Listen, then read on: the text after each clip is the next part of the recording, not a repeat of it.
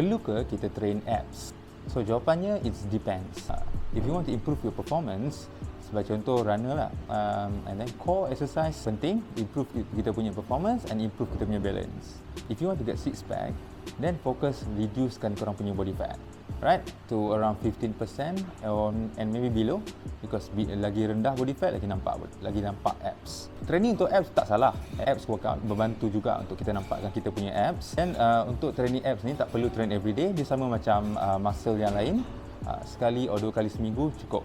Sebab abs kita pun akan pakai masa compound exercise macam squat, deadlift, overhead press. So macam saya cakap, kalau nak nampak abs, fokus on korang reducekan korang punya body fat dengan sejaga makan, exercise lebih sikit and burn more calories daripada apa yang korang consume.